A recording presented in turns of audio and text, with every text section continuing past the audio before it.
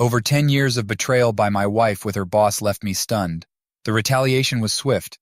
What will the DNA reveal? Wednesday evening, and I was in my workplace, reviewing applicant profiles for a position as the area manager for a manufacturing firm that specializes in weed control, fertilizer, and water retention products. My job was critical. Our survival was dependent on the farmers who farmed our food, and we were proud to be the first firm certified for producing 100 ecologically friendly products. Two of my office staff's spouses were recently promoted, prompting their resignations. Both families were relocating within the next 4 months, so we needed to fill their roles quickly. Our sales department covers 7 southern states, which are frequently derided as flyover country. Yet this year, a sales increase exceeded expectations. Karen, my executive assistant, came into my office and said, "James, all 6 candidates have confirmed their interview times for Tuesday. I am off now, so good night." Every Monday, I flew to one of the states in my territory for a half-day sales meeting on Tuesday before returning home. This schedule had transformed Monday evenings into my wife's night out with her friends, which was well worth the cost of a babysitter. My weekly trips were critical for providing our salespeople with the personal attention they need, and it had paid off nicely over the years. I hadn't lost a single team member in 5 years, which was a significant success for the firm. After returning from my vacation today, I had some time to go over a few cases before flying home. The employer has been encouraging me to give up this aspect of my career. For years, I appreciated the seclusion it offered. With a know-it-all wife and 1 child, the quiet time while driving was crucial. It also prevented our branch from having to hire a sales manager, which is an important factor in a budget-conscious industry. My son was in elementary school. My pride and delight was graduating in the spring and receiving a full scholarship to Northern Iowa University. He had recently turned 14 and was preparing for his GED. My wife, Michelle, had been working as an executive assistant district attorney for a year when our kid was born. She had lately been given a new post as a federal lawyer, which she accepted. The government position seemed to value her uncompromising hardball attitude, and the money was 3 times her existing salary. It would have been crazy to turn it down, and she was scheduled to start in 5 months. Despite being about my age, she had never remarried, and despite reports, I did not think she was gay. For the past 10 years, my parents have taken our kid every 3rd weekend of the month, providing my wife and me with much-needed alone time. My parents believed we needed this vacation to reconnect, and I must confess, it was the best present they could have given us. Without it, we may have ended up divorced like so many others. My son, Ben, was scheduled to work at our senator's office in Chicago for the summer, before beginning his PhD studies in political science. My father, with my agreement, purchased an ancestry kit for our kid and submitted his DNA for testing. We knew a match could only be made if any of their relatives had also supplied DNA. When Ben discussed it with me, I offered my consent, believing it may lead to a new experience for us. Ben intended to surprise his mother with the findings, which we knew would take 8 to 9 months to come. This weekend, we planned to attend the Grand Ole Opry in Denver before flying home on Saturday. My wife had arranged this wonderful trip to add to our life's memories. Michelle and I met during a soccer match during my senior year of college. No, I wasn't one of the players. I was one of the unnamed grunts serving expensive meals to the fans. She was the coach's daughter and always got free tickets. One day she got into a fight with her boyfriend, and I ended up in the thick of it. She shoved him, and he replied by pushing me down the concrete stairs. I ended up in the hospital, with 35 stitches in my forehead. Michelle must have felt bad since she stopped by every day to check on me. She had met my entire family before I regained full awareness. They then informed me that I had been in a coma for about 10 days owing to serious internal damage. As the fuzz in my eyes cleared, I noticed a wonderfully gorgeous woman standing beside my bed. For a minute, I believed I had died and was at the pearly gates with her as my angel guide. Then my buddy Angela arrived beside her, looking unimpressed. I closed my eyes, hoping that when I opened them, Angela would be gone, and the weird image would be gone. When I awoke, the goddess-like form remained, but Angela was nowhere to be seen. It turns out she had found another person to harass. Michelle, the lady who had stood by my side, never expected anything in return.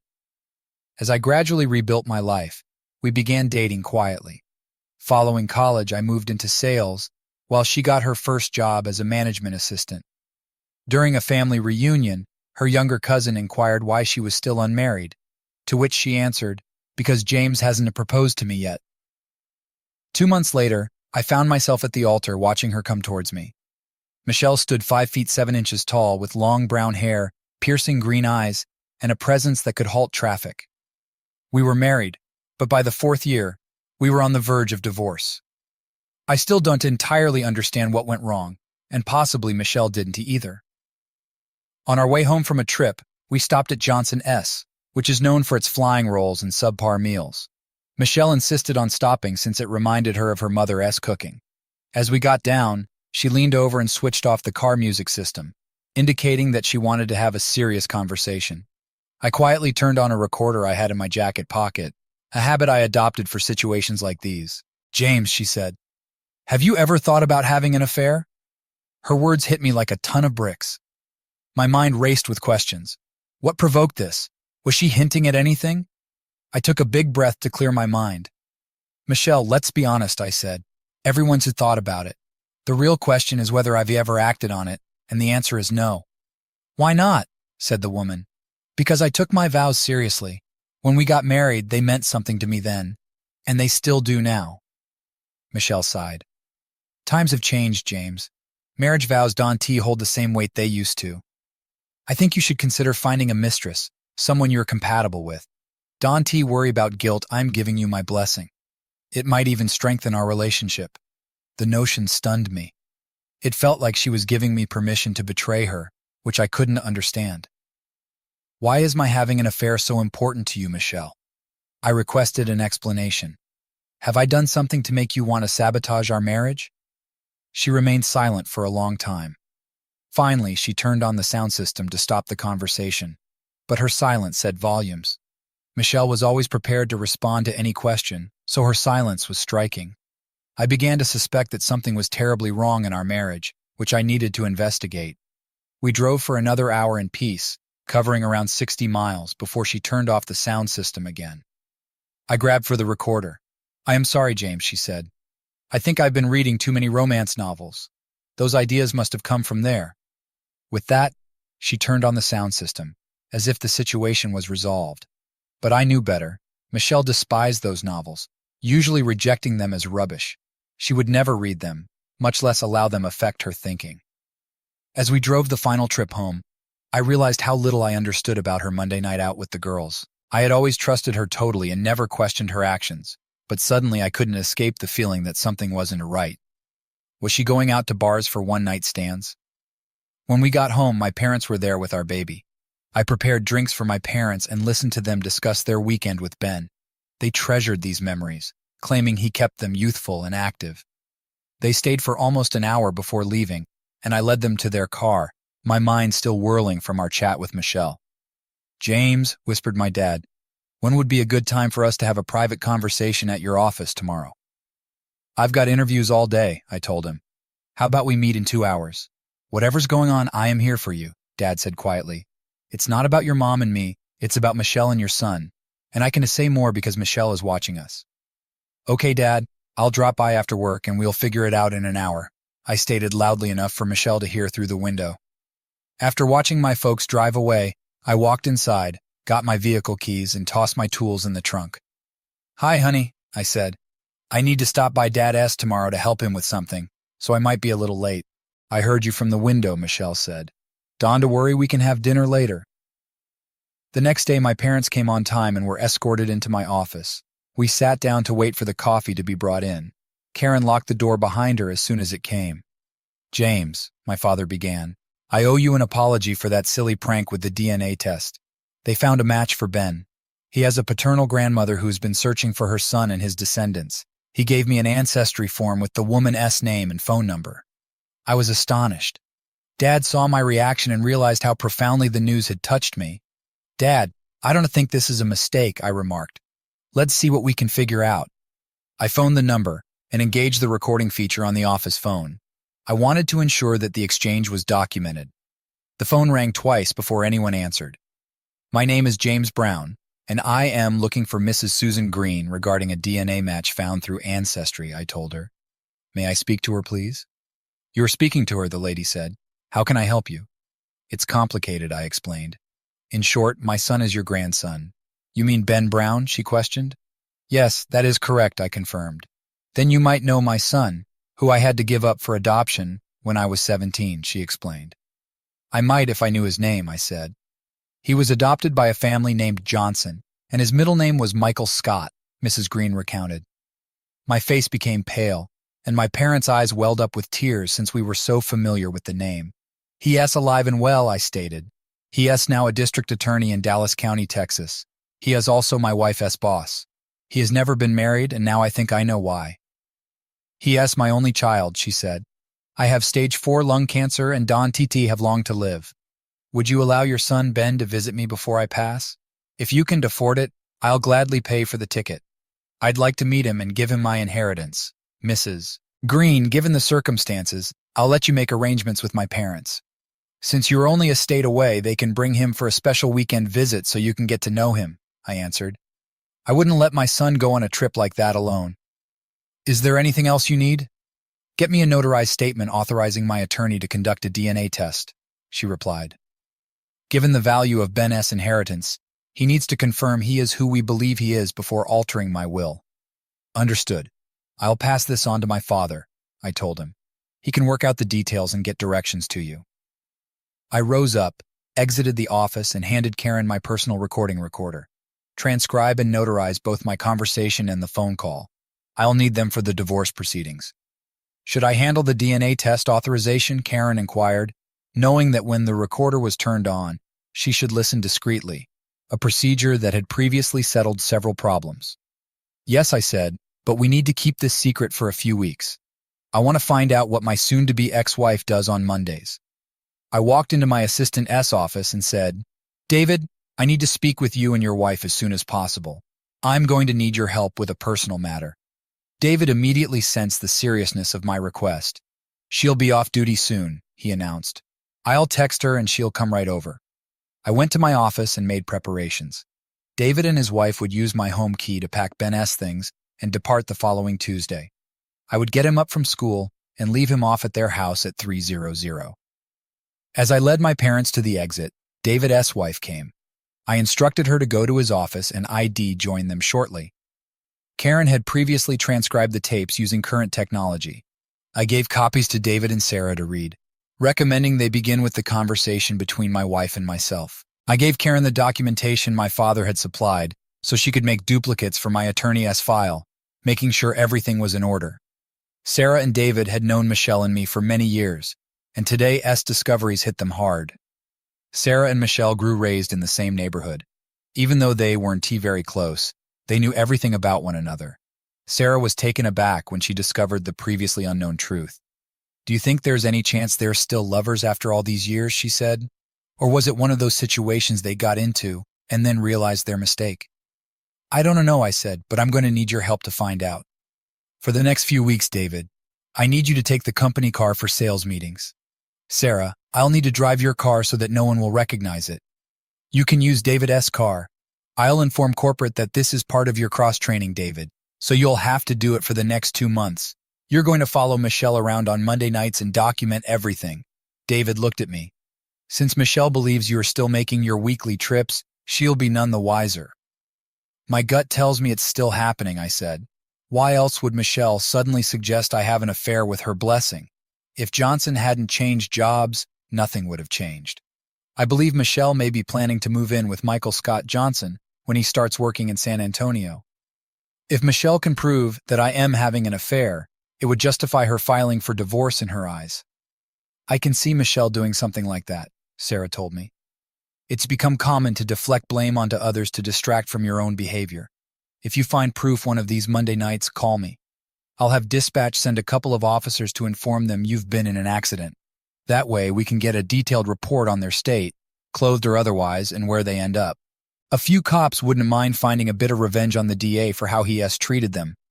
Karen looked up and said, Robert Hill left the DA's office 6 months ago because he couldn't stand working for Johnson anymore. He opened his HES expecting you. You'd better hurry. Give Robert my regards and best wishes, she added. Tell him we still miss him. I departed to meet the guy who was now on his way to the Supreme Court to represent the women's right-to-life cause.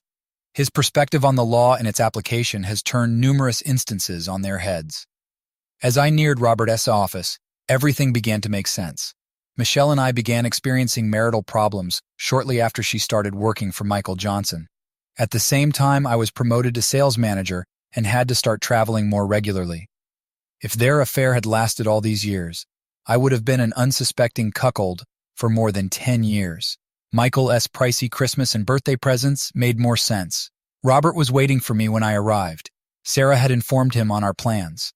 Robert handed me a key to Johnson's residence, as well as the alarm code on paper. He also gave me his phone number. Call this number, he told you, and you'll find people who can provide services at a reasonable price. I've spoken to them, and they are expecting your call.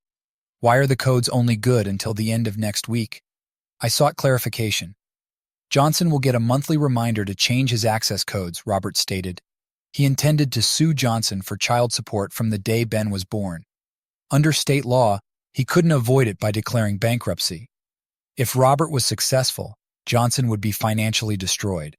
He also intended to sue Michelle for adultery, desertion, and fraud, for misrepresenting Michael Johnson's son as his. Robert proposed that I temporarily surrender my parental rights to Ben to my parents, while the legal dispute was resolved. Why? I questioned. That way they can claim you were using Ben against them, Robert added. Michael will fight dirty and sneaky, treating you the same way he treats everyone else. Sometimes the best offense is a strong defense. I offered to pay for Robert's services using my debit card, but he denied. Your wife will see it right away, and guess what you were doing? Write me a check, and I'll hold on to it until the services are rendered. As I left Robert's office, it was evident he was giving me every advantage and time to think things out. Karen had discovered the finest aid for me. I got the idea that Robert had personal motivations for pursuing Michael Johnson so relentlessly. Michelle and Michael were going to confront repercussions they had never expected. Robert Hill has just made his own version of the divorce game. I signed the paperwork to provide my parents temporary parental rights over Ben and described the situation to them. They agreed that it made logical. I waited for Sarah to come in her 2005 Ford Taurus. David was going on his first sales trip, and Sarah would leave her car at my house and drive him home. My kid informed me that Michelle would not be home for supper since she was going out with the girlfriends soon after work. When Sarah arrived, we exchanged cars, and I placed my stuff into the trunk. James, Sarah informed me, dispatch and all the guys are on board. Just let me know where. Thanks, that was my response. Robert said to call him if things heat up so he can personally serve them. I'd like to know why Robert wants Michael Johnson out, Sarah told me. With Robert, it is a matter of principle. Michael can back up what he says. It was intriguing to see Michelle and Michael drive away in their automobiles after finishing a first-class steak meal. They went their own ways. However, I drove directly to Michael Johnson's house and waited. Robert's buddies and my team had already prepared everything. I located a safe location with a clear view of Michael's residence. Michelle was the first to arrive. She turned off the alarm by inputting a code, then unlocked the door with her key. We recorded her as she entered the house. 10 minutes later, Michael came. Michelle greeted him with her top wide open, exposing her naked chest. Michael embraced her, and they exchanged passionate kisses. As they kissed, I noticed his hands go to her breasts. When they closed the door, I stopped filming. 5 of Michael's 10 rooms were wired for video and audio. We had established a base at the home of Michael's neighbor's son, who was serving a lengthy jail sentence. Everything we captured at Michael's residence was live-streamed on their Facebook sites. Michelle had a crew following me, expecting me to take the bait and hunt for a new mistress that night, because she knew my itinerary. They even booked a prostitute that fit my preferences. I texted Sarah to tell her what I had overheard. She contacted her husband David and warned him that he was being followed. David, a veteran Marine, reacted quickly, moving his car off the road around 7:00 p.m. to have his followers disclose themselves. He immediately phoned a tow truck and reported the occurrence to his wife, who texted me the information. I comforted her and gave her the address.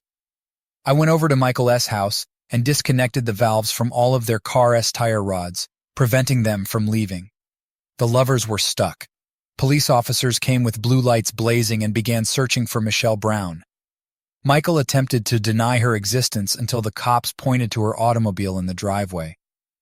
Finally, Michelle emerged covered in a sheet. Mrs. Michelle Brown, your husband James S. Carr was involved in an accident near Austin, Texas. Your parents suggested we find you here. I relished seeing Michelle S.'s face grow white. The cops lied to make them uncomfortable. After that, the cops departed, and I followed them. Everything from the police arrival to their departure was live streamed on Facebook, providing indisputable proof. At 8:00 p.m., my son Ben called. Dad, Mom isn't home yet, and my calls go to her answering machine. I am worried. She never stays out this late. What should I do? Call Michael Johnson and ask him to put you through to your mother, I said, giving him my telephone number. Why call her boss? Ben inquired. Because he's been her boyfriend every Monday for the past 10 years, I told her. I then gave Ben a video of Michelle wrapped in a sheet talking to cops and Michael in pajama pants. 10 minutes later, Ben phoned back. Mom's phone suddenly worked. She called me, saying she was on North Main Street with 3 flat tires. I knew she was lying and told her it couldn't be true since it was right next to Michael S.'s house. She insisted, but I told her I saw the video of her and her lover. When she asked for the clip, I sent it to her. Mom couldn't explain why she was wearing a sheet. I wasn't expecting her home for a few hours, but can you do me a favor and open the front door? I requested when I exited the vehicle. Ben watched me pull my luggage from the trunk and approached her. My mobile phone rang as soon as I placed down my luggage. It was Robert Hill. I responded and placed it on speaker. James, I just served them both at his house, Robert explained. Now your wife and her lover are barred from coming within 600 feet of you and your son. I'll notify the Austin Police Department before heading home. Don't talk to her at all. If she shows up, even for her clothes, call the police. Got it, and my son heard it too, I told him. Thanks, Robert. Ben, open the garage so I can move Sarah S. car inside, I informed the man. I need to be in Austin.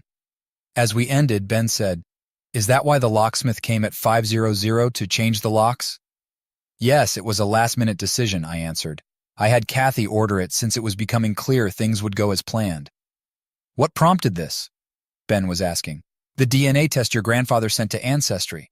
They matched with Ben. He told me about it at work on Wednesday.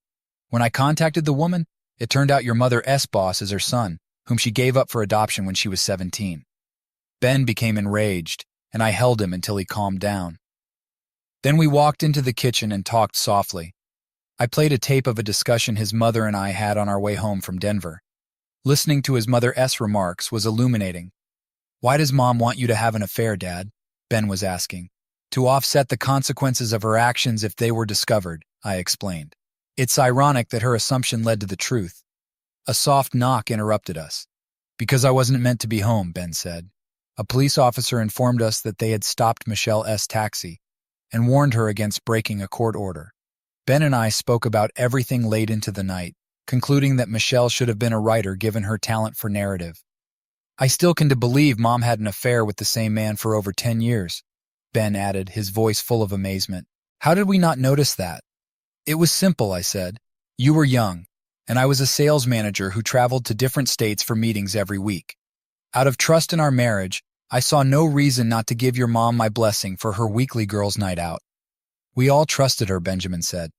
That's what blinded us to what was actually going on. I sat astonished. I would not have seen it except my kid pointed it out. Michelle had leveraged our faith in her to prolong her affair without repercussions. Ben noticed the tears welling up in my eyes and remarked, That's what hurts the most. It's not the cheating or lying. It is the fact that she used our trust and beliefs about her to keep the only relationship that mattered to her alive. If your mother could do that to someone she claimed to love, I continued, imagine what she'll do to us now that she hates us for exposing her. Ben stood up and made us both a new cup of coffee.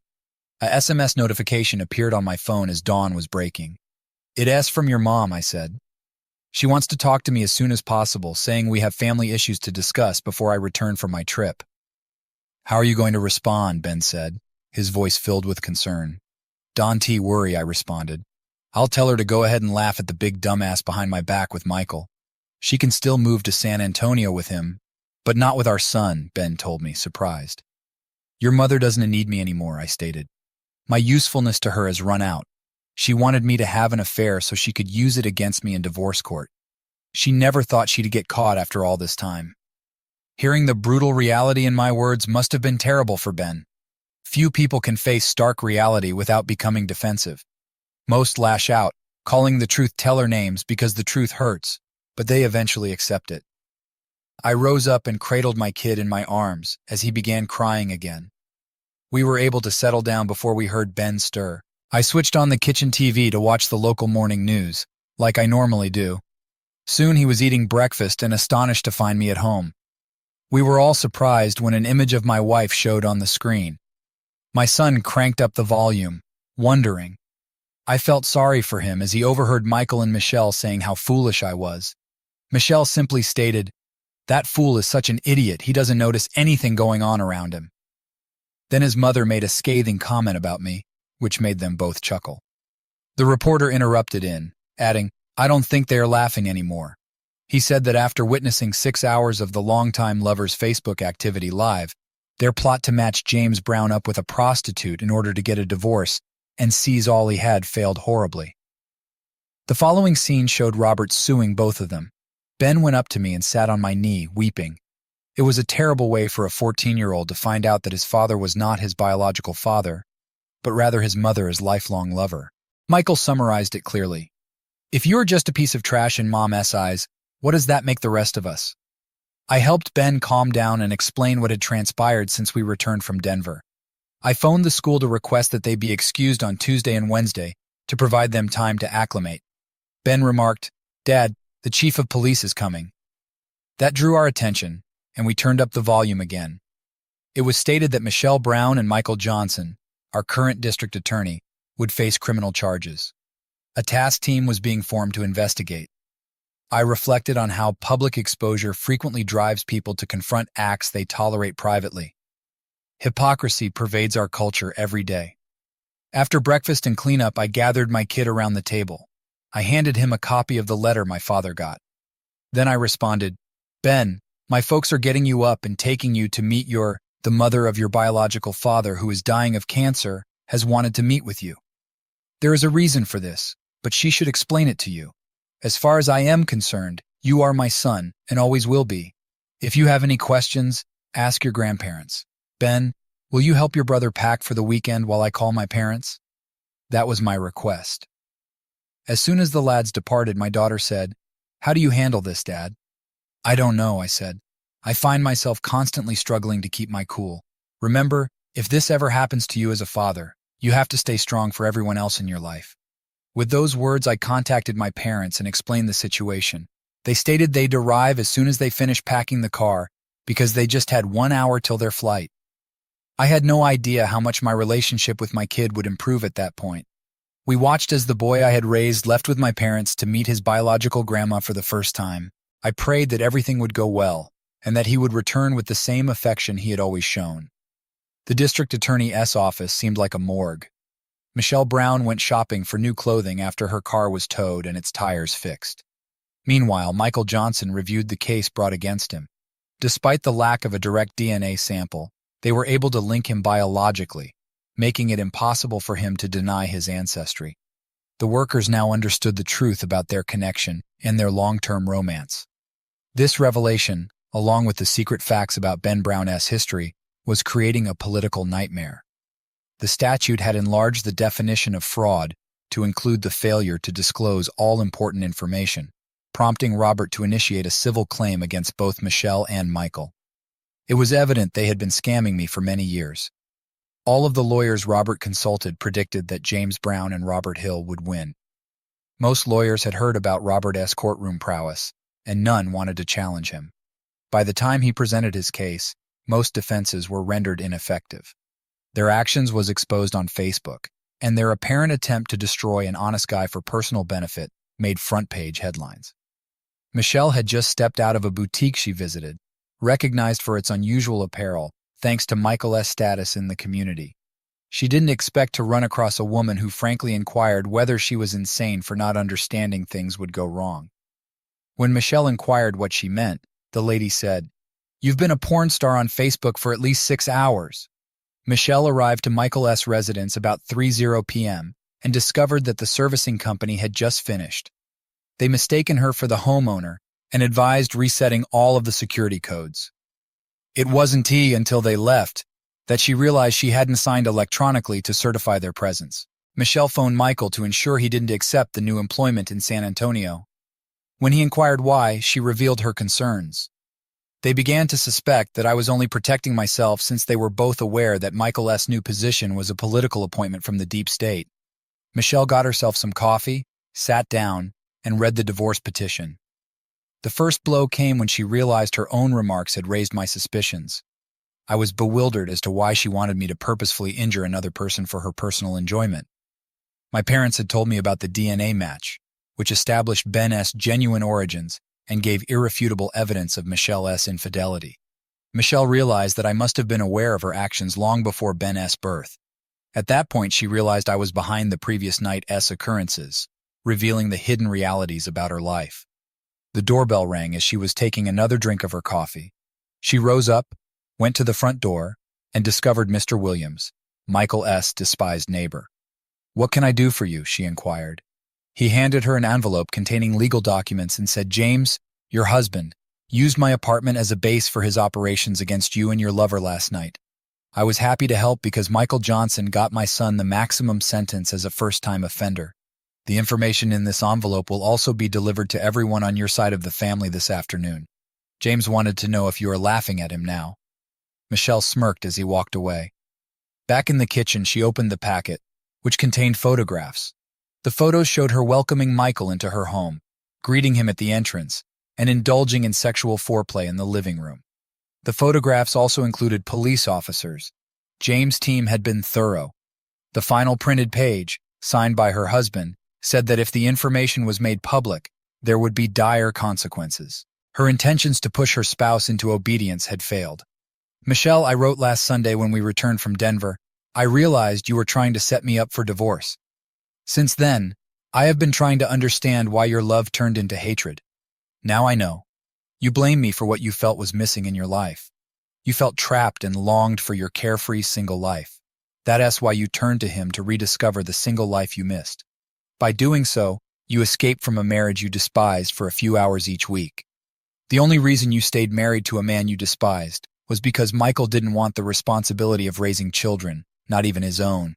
With your opinion of me, there is no way you'd leave. Your pride wouldn't allow it. As a result, you've lived a life built on deliberate lies. I wrote every day you and Michael got away with it, and your contempt for me grew. How many times did you laugh at me, the unrepentant bastard? Did you inspire Michael to make love to you by humiliating me? What I can forgive is what you both did to our son. He'll be affected for the rest of his life. I can fathom how you and Michael, the news reporter, summed it up perfectly when he asked if you were still laughing at James Brown now. I watched Ben as you and your lover flaunted your plans on social media. It was painful to see our son as you joked about how easy it would be to destroy me. Michael said, "If Mom thinks you're just a piece of trash, what does she think of me?" I haven't asked him about his future relationship with you. At this point, I can honestly say you don't exist to me anymore. It was your and Michael's utter contempt for me that led to this. At least we both know you are laughing because you've left me with a reputation as a hapless goofball. Perhaps tonight you and Michael can toast to your victory." Michelle's hands trembled so fiercely that she dropped the page. She appeared bitter, furious, and cruel. To everyone else, she looked to be a mother who was just concerned with herself and her ambitions, not her kid, husband, or anybody else. Then she sobbed, breaking the stillness. James was the only person who could undermine someone's credibility without explicitly accusing them. Everyone who read his writings couldn't dispute with his observations on their actions. In his opinion, everything she had done was motivated by self-preservation rather than love. He should have seen Michael was forcing her to leave before Ben was even born. Michael's new work altered their plans. They planned to wait until Ben completed high school before revealing his actual roots without penalties. James was correct in one respect. Michelle was not laughing right now. Michelle took up the divorce papers and proceeded to read. It was heartbreaking. One of the claims against them was for fraud because they disguised Ben's actual background. She faced accusations of emotional and mental abandonment, infidelity, and slander. She felt nauseated when she saw the sum asked as damages. If James won, Michael and she would be financially devastated for a long period. James and his lawyer insisted that they could no longer dismiss James as an idiot. Friday was a stressful day for me and my kid. From early morning until late afternoon, family members visited us, including Michelle's parents, siblings, and their spouses, all bringing food to help us. Even my brother and sister traveled from out of town. We were overwhelmed with love and support. Everyone strained to comprehend how Michelle had fooled them for so long.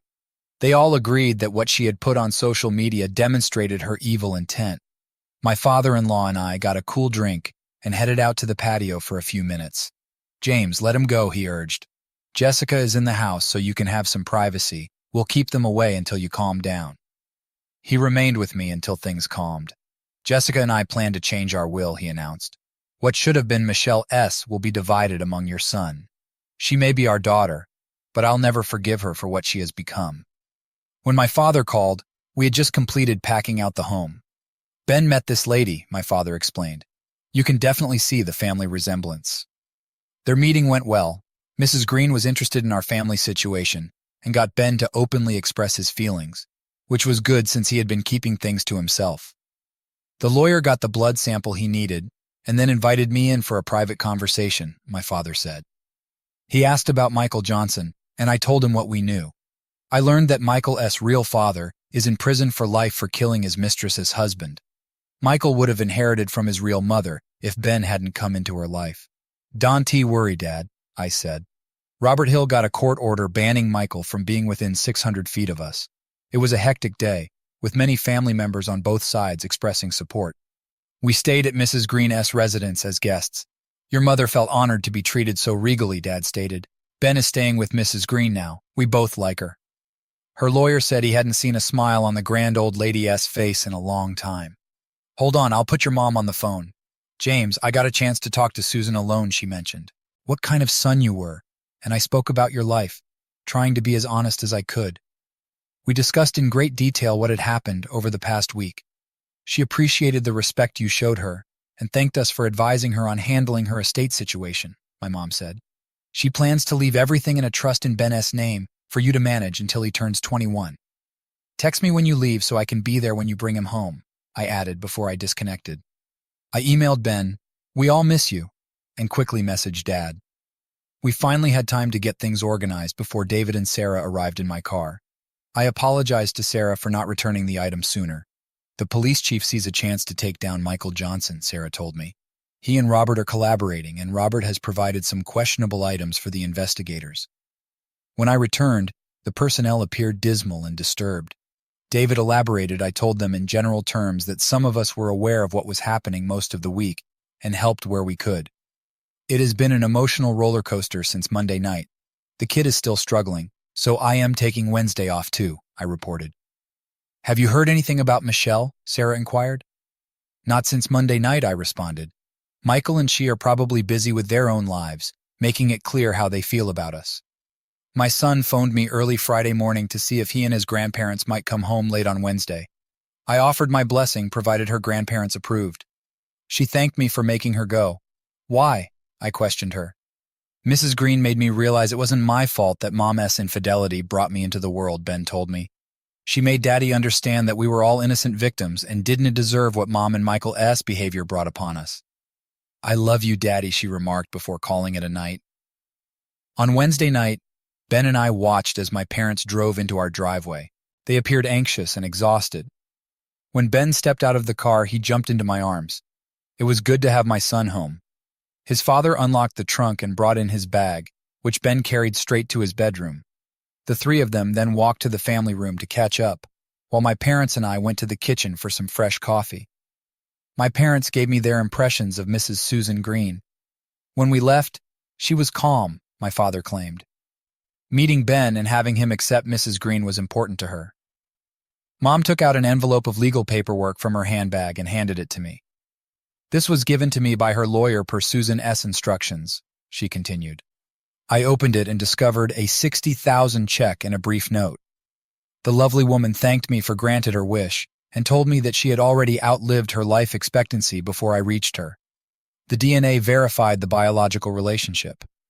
"Ben is a beautiful boy, and you've raised him well. Use the resources I have given you to get through this difficult time, and don't forget your values." I handed it to my parents to read. It was difficult to accept that we may have honored a dying woman's desire. Over a cup of coffee, I narrated everything that had transpired throughout their journey. I informed them that everything was emotionally behind us as a family, and that we would resume our usual lives tomorrow. The remainder of the week went nicely. Michelle attempted to reach Ben via phone, but was advised not to call again. Corporate headquarters was overjoyed that I was no longer leading sales meetings and started seeking for a new sales manager. For the first time in 7 years, I was sitting in my office going over the month's sales figures when Karen poked her head through the door saying, "It hit the fan." I looked up and asked, "What now?" "I received a letter informing me that your latest letter to Michelle was published on a Northern Iowa newspaper website," Karen explained. I visited the website and discovered the speak out part. Karen moved over to my desk and began reading over my shoulder. She was weeping toward the end. "I wrote it when I was emotionally upset," I stated. "Maybe I was too harsh." "No," Karen told me. "You just coldly and bluntly stated what her long-term behavior shows. Either one of them could have come clean. Michael got the benefit of a long-term relationship without the cost." "That's what I thought," you replied. "It is rare for the community to see the real cost of someone's behavior on a family in such a public way. For anyone who has been divorced like me, it is a stark reminder of the pain and suffering they went through before they could start living again." Look at that last comment, Karen pointed out. "As a feminist for most of my life, I have fought for equality and empowerment. What this woman and her lover did to her husband and child has forever tarnished our movement," I said while reading. Michelle and Michael were eating supper at the bar and grill. The club is normally full on Friday evenings, but tonight there were just vacant tables surrounding them. When they questioned why, the waitress told that people were avoiding them since James' letter was published on the website. Michelle and Michael asked for the bill and hurriedly departed, knowing they needed to keep out of the public spotlight for a time. As they were leaving, Michelle observed her parents seated at a table. She approached them, and Michael followed. Her father glanced at them and said, "Mr. Johnson, I suggest you leave and let my wife and I eat in peace." Michelle left the restaurant in tears, recognizing the unintended implications of her and Michael's actions. When they returned to Michael's home, they went to the internet and read the comments for themselves. They both knew that the people loathed them. 4 months later, I was sitting in the passenger seat of my car, watching Ben drive. We were on our way to Sacramento after discovering that his grandma Susan had died. We were on our way to the airport to take the private plane supplied by the estate. Ben was hurting with the loss after growing close to Susan through frequent phone chats. When Ben returned from his trip, we grew closer. He pushed me to start dating, but I kept quiet about it, feeling burnt once and ashamed twice. Michael and Michelle had relocated to San Antonio, where the federal allowed Michael to begin work early.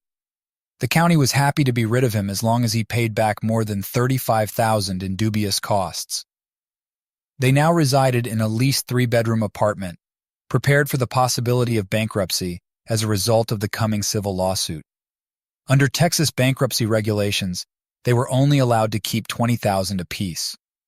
Our divorce was formalized in accordance with state law, with Michelle responsible for paying child support, while Ben was in school, and covering 60 of his living expenses if he resided on campus. The civil fraud trial was due in 5 weeks. Ben, along with her family, continued to refuse to speak with his mother. Michelle has discovered firsthand that individuals can only endure so much before leaving for good. Ben had to face a meeting with his biological father, which was organized by the state child welfare department. It didn't go well for him.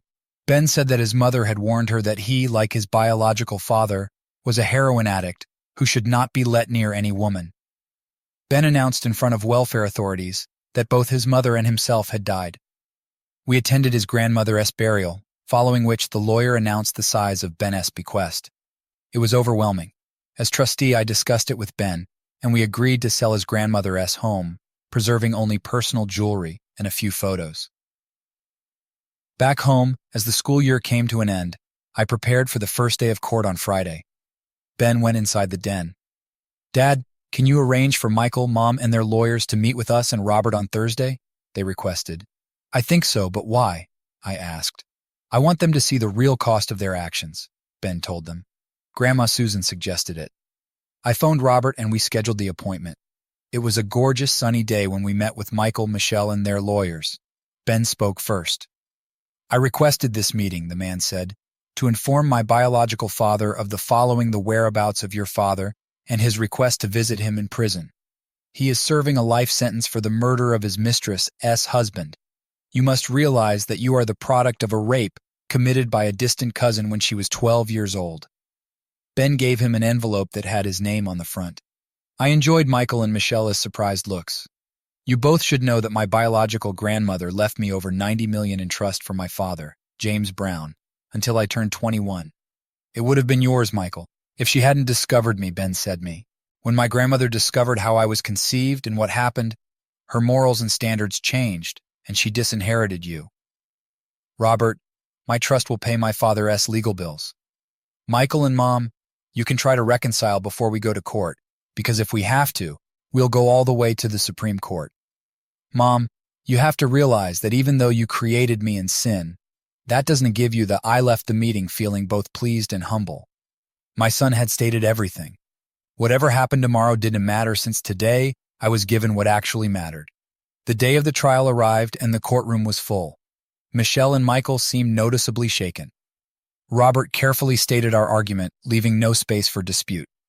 The court listened closely as the proof of their duplicity and betrayal was presented. When it came time for Michelle and Michael to speak, their attempts to excuse their behavior failed. The judge's decision was rapid and unequivocal, bringing us victory. Michelle was sentenced to pay considerable damages, while Michael was deemed responsible for child support and fraud. The legal lawsuit had terrible financial ramifications for both of them. We exited the courthouse with a sense of finality. My kid and I were prepared to go on. Life gradually returned to normal. Ben began his internship in Chicago and succeeded in his studies, gaining a revitalized feeling of self-worth.